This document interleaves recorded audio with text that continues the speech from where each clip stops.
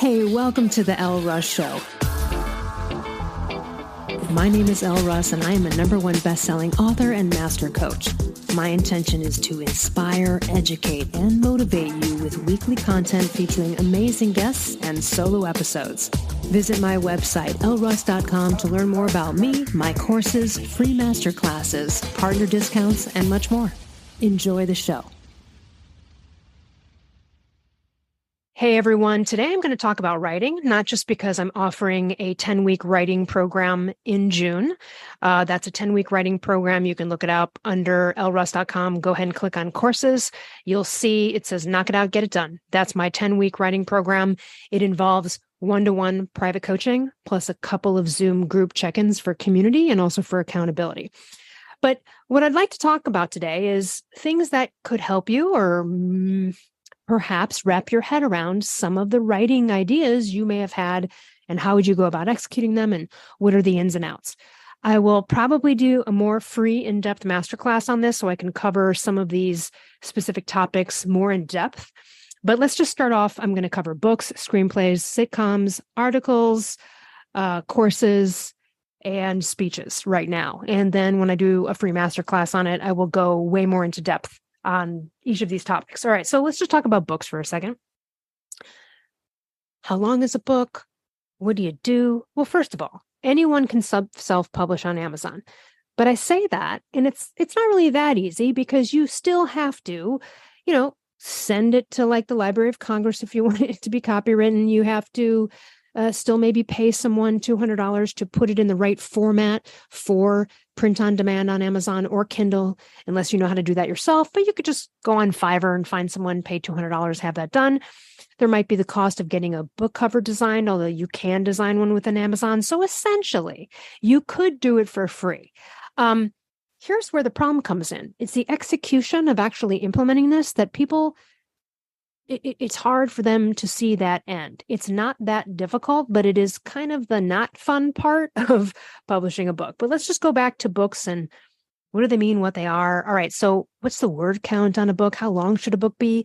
Look, you can publish a book of any size. You could write a book that's 15 pages long with your favorite quotes from you and publish it on Amazon. Well, whether people will buy it or not, that's a whole different story. But let's just talk about standards. For a standard fiction book, particularly one that might be fantasy, something along the realms of science fiction or even like, Game of Thrones type of stuff, you're looking at like 80,000 words, which is a lot. Okay, those are pretty thick books. For your standard books, we're talking 50,000 words. So what's a 50,000 word book? Well, my second book, Confident as Fuck, if you own it, you hold it in your hand, that's about the thickness and weight of what 50,000 words is like. My first book, Paleothyroid Solution, a little bit thicker, had about maybe 64,000 words or something like that. I've got a third book right now I haven't published yet. That's about 80,000 words and it's nonfiction. Now, could I still publish it at 80,000 words? Sure. But I'll probably try to knock it down a little bit, probably try to clean that up. So that's kind of the word count situation. Let me describe to you what this means in terms of talking, okay? Because people don't understand that they probably have already spoken many, many books, okay? When you are speaking at the rate that I'm speaking now, and granted, I'm speaking, I'm not a slow talker, but this is an absolutely crazy fast talking right now. The way that I'm speaking right now, if I were to record this podcast and then have it transcribed, it'll equal about 5,000 words per 30 minutes of speaking. A book is 50,000. If you can speak, do the math. If you can speak for that long on any topic, you got a book, okay? So it's really not that difficult when we break it down to speaking. If you are a coach or someone who's got some area of expertise and you're out there sharing information or podcasting or being interviewed about it, you have probably already shared a book's worth of information. So that's what it comes down to. Now, do you need a publisher to publish a book? No, you don't. If you don't have a publisher, you either need to be a great public speaker to go promote yourself and your book, or you need to have an amazing marketing team and spend some money on that. Because if you write some fantasy novel and you're a no one and you just put it out there on Amazon, it's not to say that it couldn't go viral and people aren't going to pick it up. I'm all about unknown possibilities here.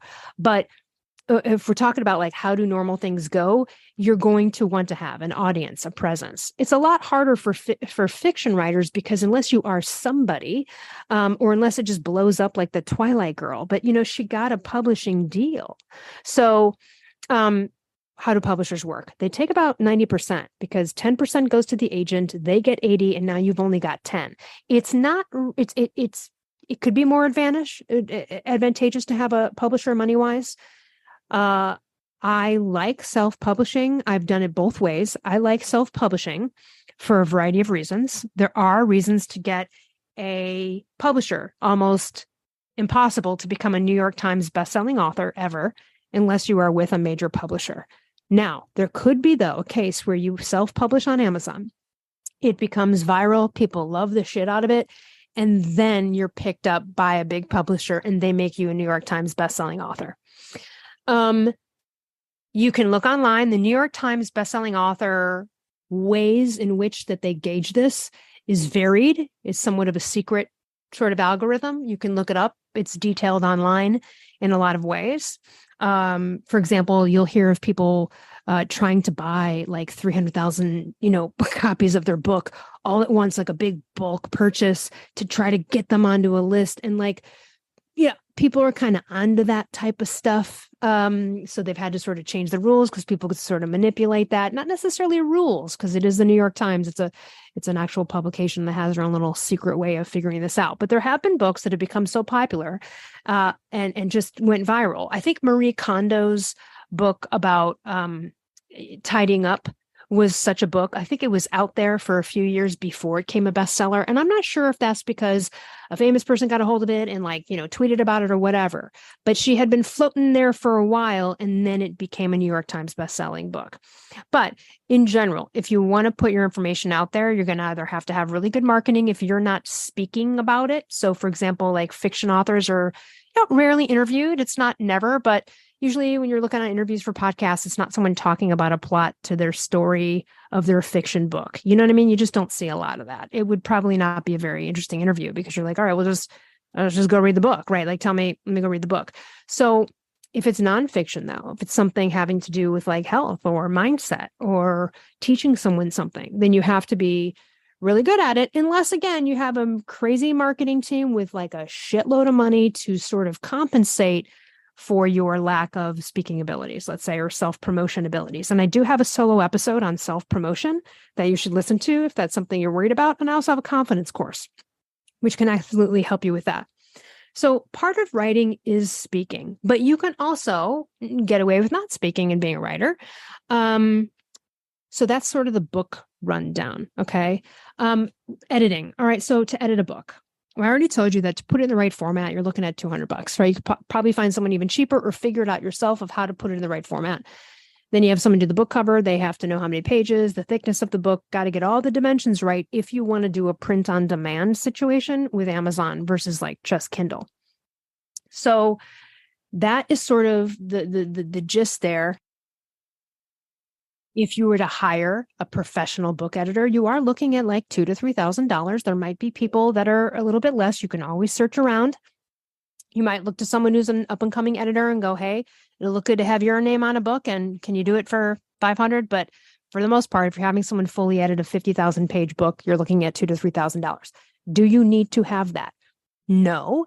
You can use Grammarly and like pay for the pro version and try to do it yourself. And again, figure out like the mistakes and the spell check and the grammar and all of that stuff. So you could still get away with publishing a book practically for free on Amazon. Amazon even has its own feature where you can like make a cover right there if you need to.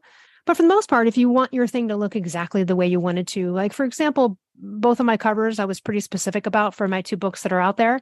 Confident as fuck. I had that image. I had that visualization. I kind of knew what I wanted. I did pay actually quite a bit of money, like maybe $500. And again, a lot of money, but it was the graphics person who does all of the Primal Kitchen stuff. And I have known her for years. She's amazing. And so I decided, hey, this one's worth it for me because I wanted to look exactly the way I want it. And also she has amazing ideas. She chose that font. She chose that bright yellow color and Confident as fuck that I would have never have chosen. So, in that sense, I really loved it, but I was very particular about that. And some people aren't. So that's sort of the ins and outs of books. All right, let's move on to speeches. Speeches can be as long as possible. They still have to have some kind of story arc in line, and you want to make it compelling. So it's got to have a really good opening and a really good conclusion. Performance is obviously very important. There have been many people, I've been at conferences and things like that before, where people were falling asleep listening to somebody talk, and the information they were giving was good, but they were fucking boring. People were falling asleep, so that's no good either, right? So if you want to be a compelling public speaker, which I've been doing for more than 20 years, and it's not to say that you don't have misses, right? But that's also a skill that you would need to develop along with the writing, something I can absolutely help you with and have helped people with, including the speaking coaching part on Zoom, where it's like, all right, start 2 minutes in. Nope, not good. Let's start over again. It's sort of like the auditioning process, memorizing lines for something, right? Acting in a way. It really is. There's so many tips and tricks when it comes to effective public speaking that I think is important.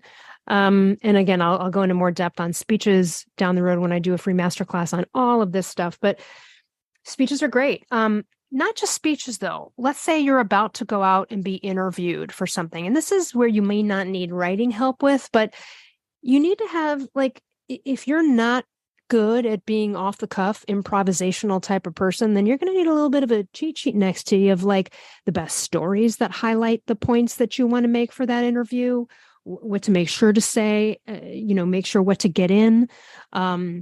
If there's anything controversial in what you've written, then you might want to anticipate objections and things like that, right? For example, even with paleo primal, you get these objections like, oh yeah, well, if our hunter-gatherer ancestors are so fucking healthy, why tell them what was the median age of death? 35. And you're like, all right, actually, the truth, and again, I get the objection, and it's a common one.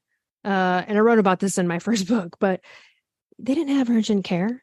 People barely made it past puberty. If you made it past puberty, like, you had pretty good chances of surviving well into your 80s and 90s with no diseases, okay? Rheumatoid arthritis didn't even show up into the archaeological record until the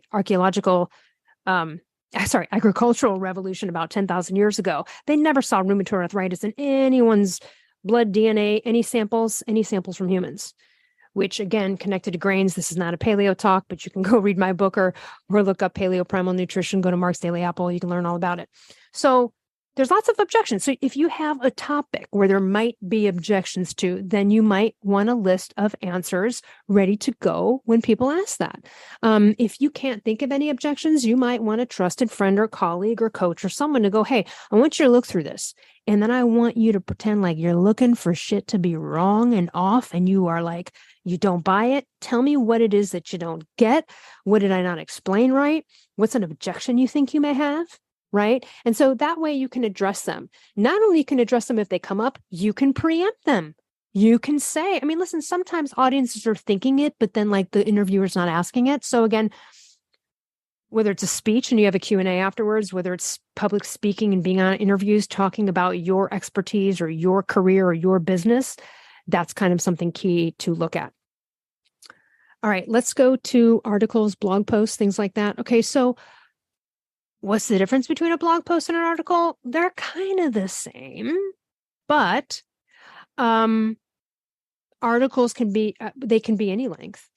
Obviously, an article is not going to be 50,000 words, or someone would just publish a book.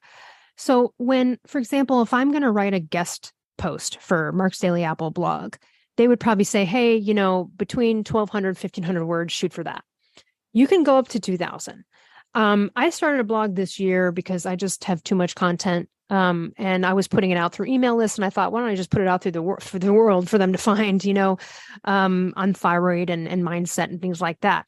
So I don't really know the total word count of some of my blog posts. Some of them are like 700 words. Some of them are 1,200. And there might be one that's 2,000, but that probably would be the max. So if I wrote an article for Entrepreneur magazine, and Entrepreneur was like, between 1,200, and then I don't know what it ended up being, but that's about right. Now, if someone's writing a big feature in a magazine or a big feature for a publication, then yeah, that article could be much longer. But that's sort of a general rule of thumb. If it's your own blog, you do whatever the hell you want. right? But that's sort of the case if you're looking to guest blog for someone or you want to start to pitch articles to people, to have them really clean and concise at 1,200 words is a good start for pitches for articles and things like that. All right, I want to move on to online courses. If you are someone who teaches anything, I don't care what it is. I don't care if you teach people how to be good at their finances. You teach people about thyroid health. You teach people about autoimmune disease. Like, it doesn't matter what you're teaching people. You could be teaching someone how to do origami and you're an origami expert. It doesn't really matter what you're teaching people how to do. Designing a course is a little bit similar to a book. In the checkerboard book report placement, where should things go? It, again, the writing a screenplay, a sitcom, a speech, any of the stuff, speech and articles on a lower scale, I would say, sketch comedy on a lower scale, sitcom, screenplays and books, a little bit of a larger scale in terms of there must be a beginning, middle, end. There's usually is some sort of crescendo climax going on, especially when it's fiction, right? In this case, of course, I'm not necessarily talking about nonfiction, but even in a nonfiction course, like I have 2 courses right now. Well, 3. I have the writing one, even though that's not evergreen. That only happens when my schedule allows for it. So the courses that I have up that you can take anytime are the confidence course, the ultimate confidence course, and the ultimate thyroid course.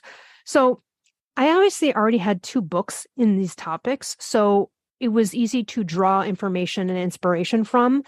But still, you kind of have to write a little bit of something.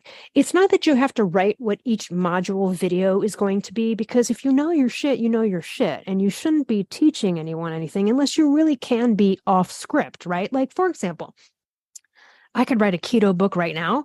I could probably use AI to like just write a keto book in 48 hours. But you know what? It'd be a bunch of bullshit. And I'll tell you why. Do I know about keto? Yes. Have I been keto? Do I go in and out of keto? Yeah, I do sometimes. I'm not an expert, though. I can tell you enough for you to understand what the concept is and maybe how to start, how to go about it. But if you're an epileptic who has seizures and you need to control them through a keto diet, I'm not your girl. I don't know how many millimeters of, like, I don't know about testing blood. And could I learn it? Could I go look it up? Yeah, but it's just not my wheelhouse. So you really shouldn't. I'm not saying you shouldn't do anything in life. You do whatever you want. But if you really want to be the most authentic, it's teaching, coaching, or putting stuff out there that you feel comfortable about talking to about anybody without hesitation, without having to look up notes, right? There are people out there who have done health stuff and they just don't know what they're talking about. They don't have the full breadth of information. For example, I've seen a couple people online trying to like talk about thyroid, like, hey, solve your hypothyroidism, blah, blah, blah. But then they're only mentioning like one thyroid hormone because that's all they know. And they have no idea because they're not a thyroid expert. They can't comprehensively talk about it, So again, it's not to say you can't learn along the way. It's not to say you can't get out there, but I do believe in order to be authentic, it doesn't mean you have to have full confidence in putting it out there, but that you have the self-esteem within you that you know your shit. I give an example where years ago, a PhD woman, I overheard her talking to someone and she's really smart. And she said, like, I really know my shit. That's the thing. Like, I really know my shit. I don't have the confidence to like put it out there, which is usually the case.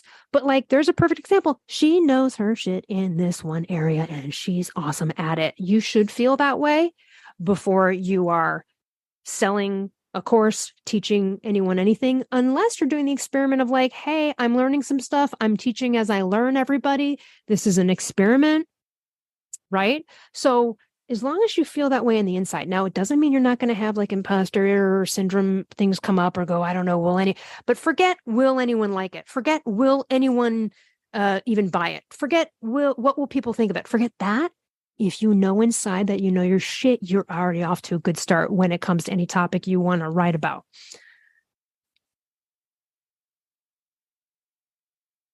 I feel that courses are much easier to do than books. But there again is like the parts to it that are like the parts of publishing, like making sure you have the right format, doing the cover, writing the copy for the back of the cover, sending it to the Library of Congress, like getting the ISBN number, the barcode, like what all the dumb like that kind of, I don't say dumb stuff, but it's like, that's not like the fun of writing, right? And so you have the same thing with courses, right? You're going to have to record modules and like upload them, maybe do a graphic for that module. Like there's just some of those things you have to set up the structure of it. How things are paid, linking things. I mean, these are the tedious things that kind of come at the end. You know what I mean? But the actual creation and designing any kind of course is quite simple. And this, again, is what I help people with. When I did my last writing program, I had ages 25 to 75 in there.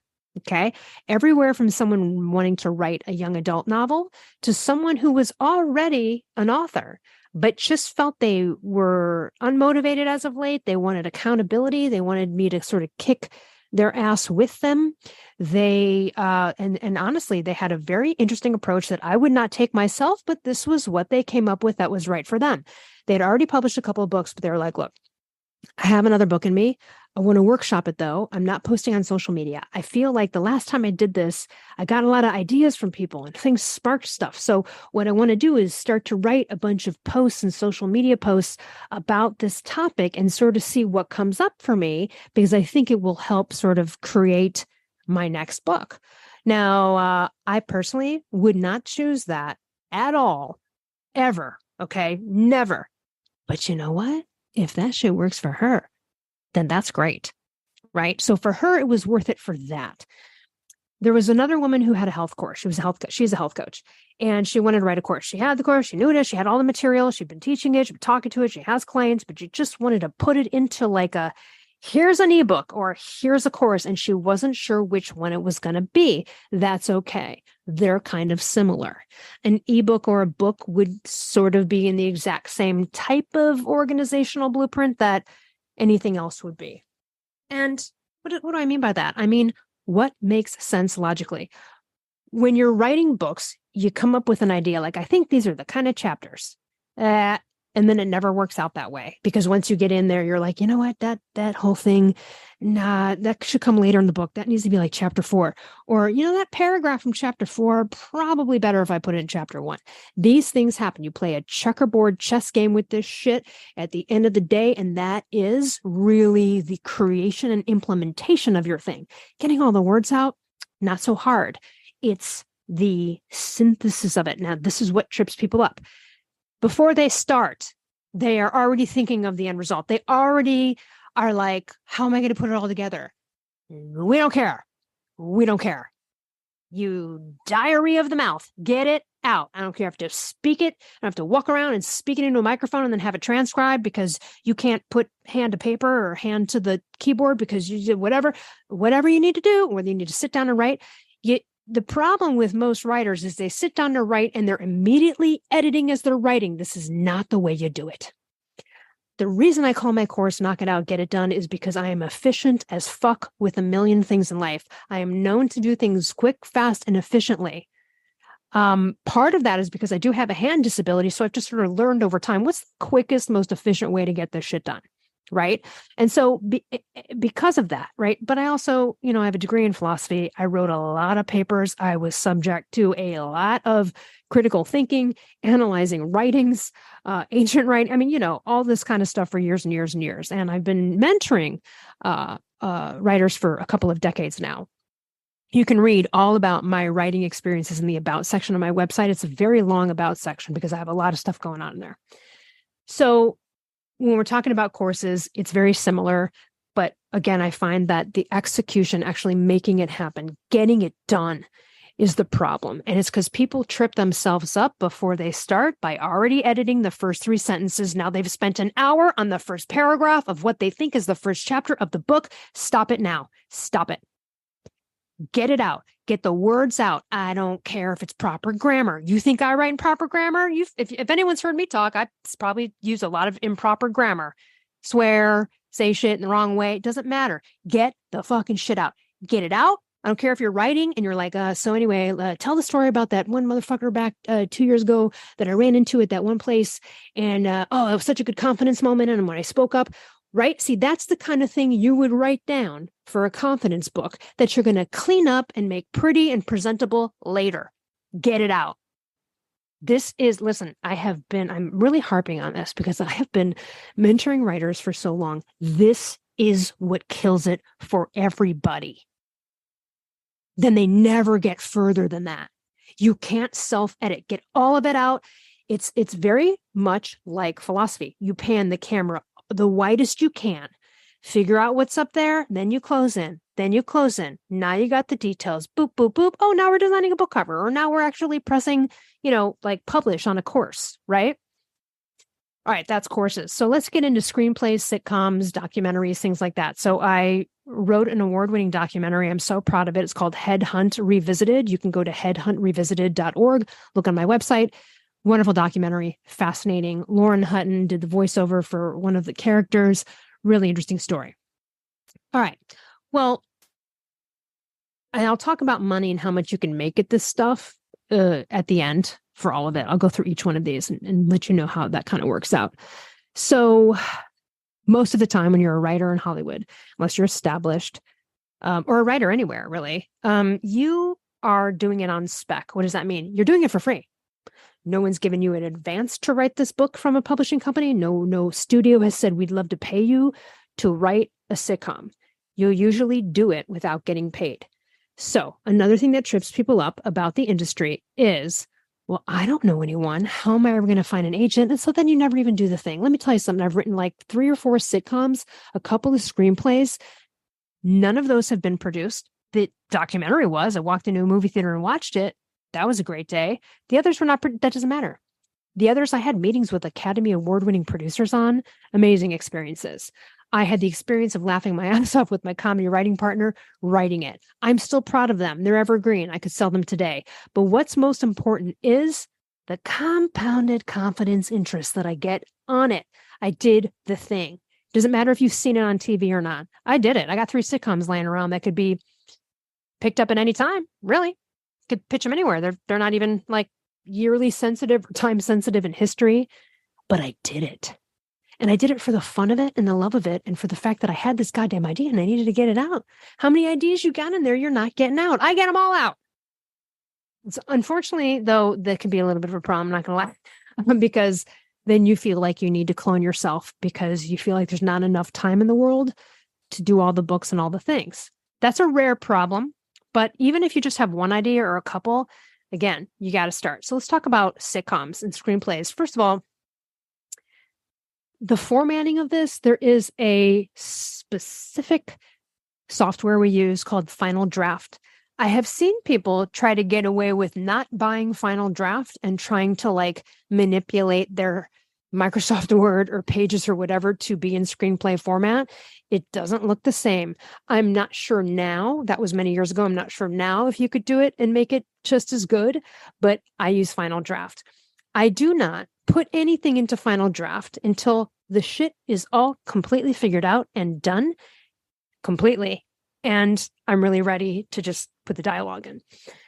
Let's just talk about length. So in Final Draft, there's like sitcom half-hour templates, drama templates, lots of templates for these different scripts. Essentially, a sitcom is no longer about 35 to 38 pages max in Final Draft. When you print out a screenplay, anyone in Hollywood reading it will turn right to the end page. And if that shit is over 95 words or 105 words, they're not even going to read it. Don't be sending in a screenplay that's 120 pages. Sorry, 120 pages. I meant pages. 95 to 105 pages.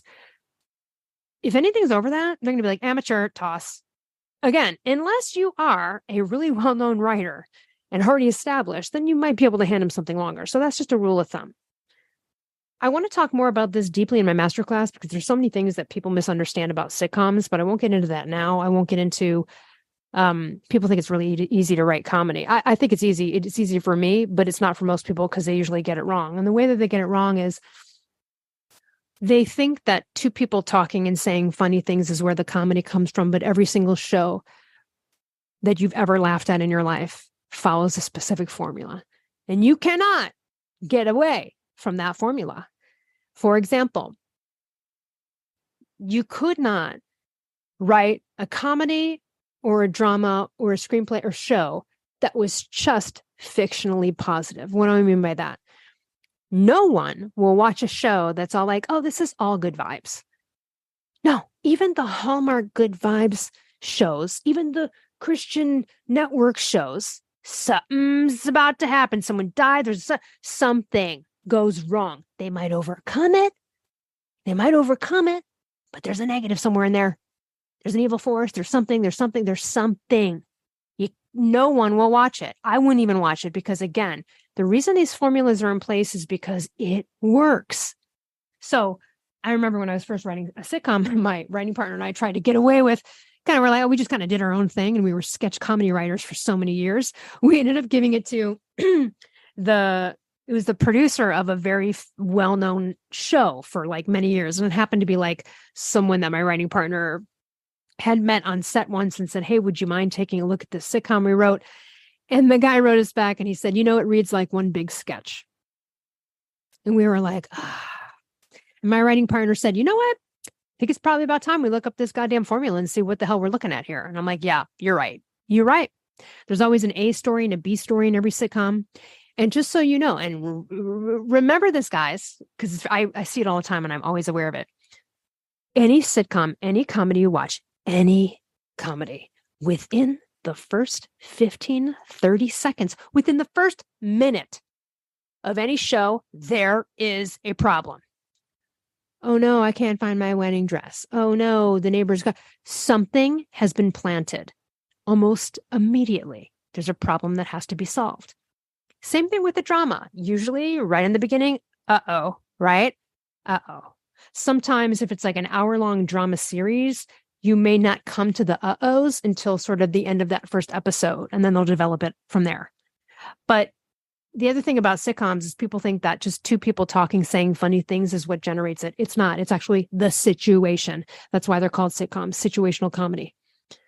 The comedy on Friends does not come from the location. It does not come from a bunch of people in New York live in an apartment, right? It doesn't come from, ooh, I got a good one. What if we did a sitcom with a bunch of people that like worked at like a trucking rest stop? You're like, it doesn't matter where the fuck they work. It doesn't matter. The Office is not about The Office.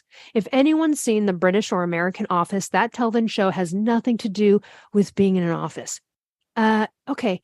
Yeah, it does. The situations are created from some of the office things, like, oh, a meeting or a vendor comes into town, something goes wrong. Yeah.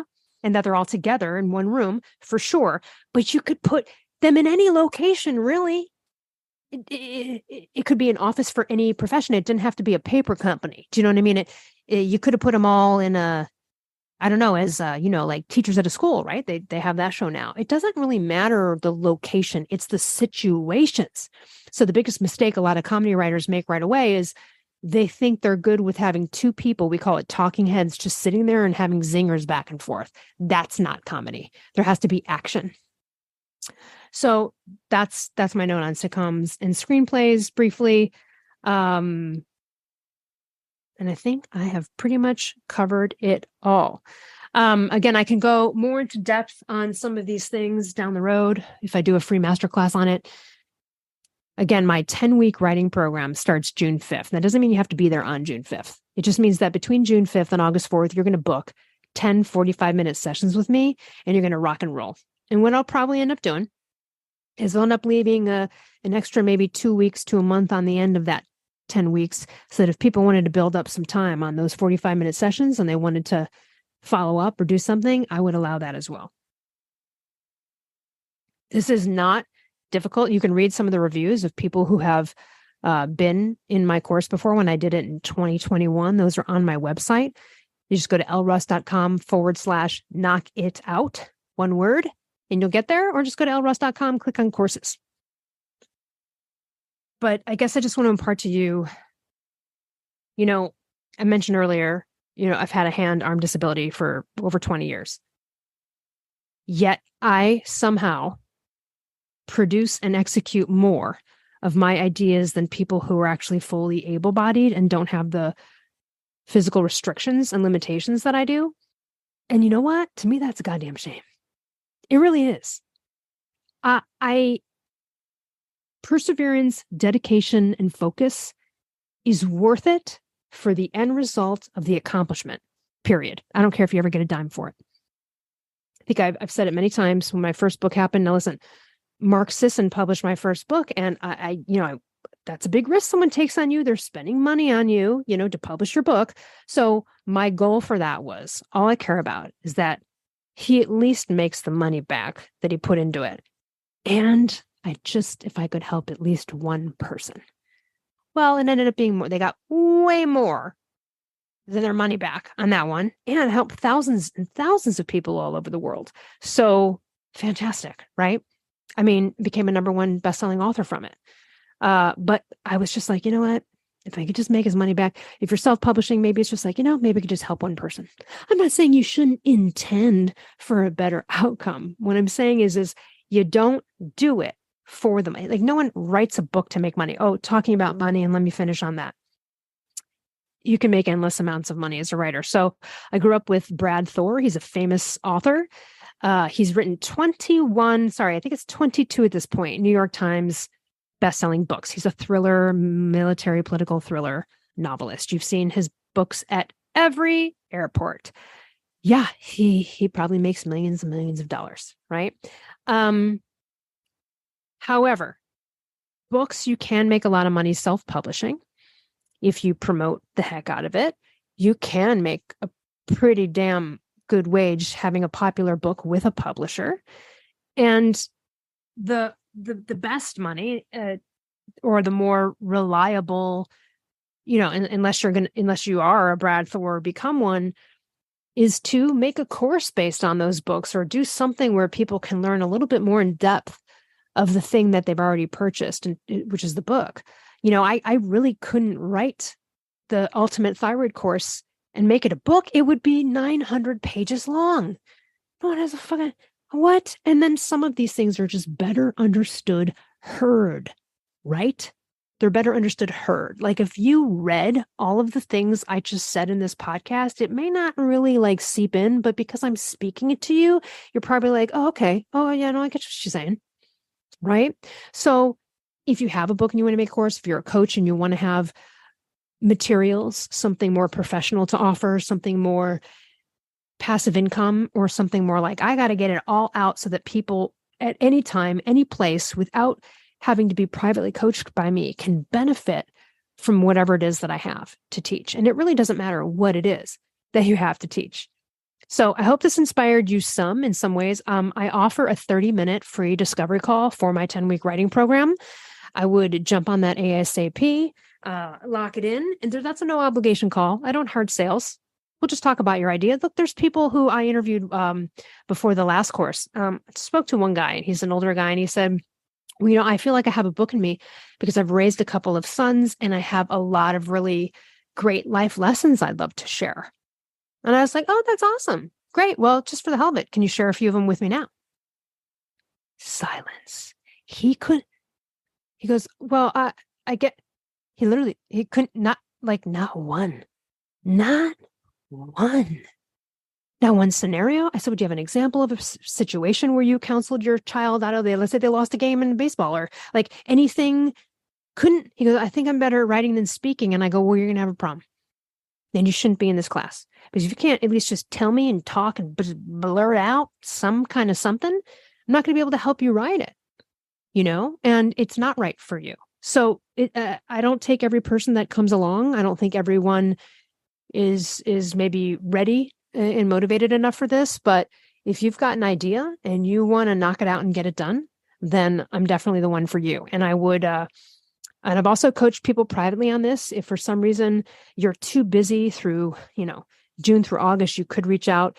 It's going to be more expensive than the 10-week writing program, but I do on the side still coach and mentor other authors. I just don't usually put it on my website as something I'm doing because it does take a lot of wherewithal. And that's why I do it as my schedule and my desire for it is available, if that makes any sense, because I also have things I've got to write. I'm a writer. So, I'm doing a ton of stuff and sometimes it becomes too much, but I had such a good time.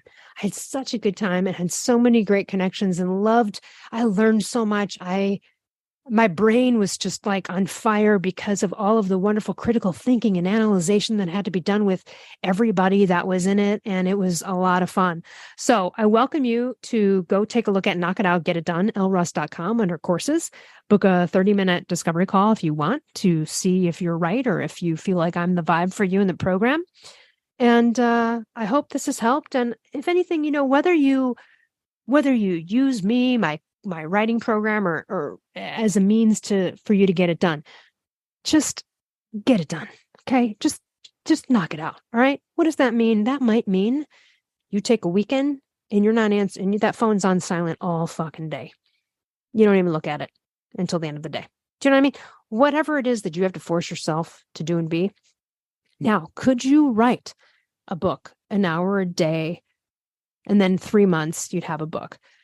Yeah, but the reason I make the 10 weeks is because the more it's concentrated, the more you're simmered in it, the more ideas and better ideas come because you're in it. You're swimming it. You're sleeping it. You're eating it. You are waking and sleep. Everything is about it. And you then immerse yourself in it. When you immerse yourself in the thing, it becomes better, in my opinion, than what it could be if you just sectioned off an hour a day for 3 months to do it, kind of thing. So reach out if you're interested in that program. Otherwise, I hope you have a wonderful day. If you haven't already, listen, if you enjoy this podcast or have enjoyed any episodes or anything of my work, I would love it if you could go onto Spotify or Apple, wherever you listen to podcasts, and write a 5-star review. That would really help. I would love that. If you're out there and my work has helped you in any way, I hear from people over email who are like, I read your book 3 years ago and thank God I got on the right track. If you have a testimony or something and haven't reached out and you've been affected in a positive way by any of my work, I would love to hear about that. I don't have to use your last name in a testimonial. I've got enough testimonials, but I do love to hear them. And it's always great and inspiring for other people as well. So please share those with me. I'm so grateful for all of you who already have. All right. Have a great day. Hey listeners, over the years, a ton of companies have approached me to collaborate, but I will only promote companies whose products I believe in and that I actually use and consume on a regular basis. So let me tell you about some of my favorite companies that I can offer you discounts for. Rep Provisions, an amazing company doing incredible things for our planet, topsoil, and animals with regenerative agriculture, and it's my #1 source for quality pasture-raised meat and chicken. Visit repprovisions.com and use code L15 for 15% off. I'm also obsessed with a company called Carnivore Crisps. They make a lean, all-natural, and delicious alternative to conventional snacking, made with just real meat and real salt. Totally addictive, and my favorite ones are the beef brisket and the ribeye. Visit carnivorecrisps.com and use code PALEO10 for 10% off. I also love and regularly use Paleo Valley products. They make amazing supplements and delicious paleo products. I use the superfood greens powder, grass-fed beef sticks, the organ complex, and their bone broth bars. I love the lemon and apple. I also use their essential C complex and more. Visit paleovalley.com/promos/Elle Russ for 15% off. I also love Primal Kitchen. They make delicious paleo-approved, gluten-free, grain-free, soy-free, and no refined sugar products. And I use them daily, from their collagen powders and sauces and marinades to their avocado and olive oil. So good, so healthy. Visit primalkitchen.com and use code L10 for 10% off. I also love paleo powder and use it almost on everything I cook. They make incredible seasoning blends, and they also have these incredible grain-free coatings that feel just like crispy breadings that you would have had prior to knowing that there's another way. So visit paleopowder.com and use code L15 for 15% off.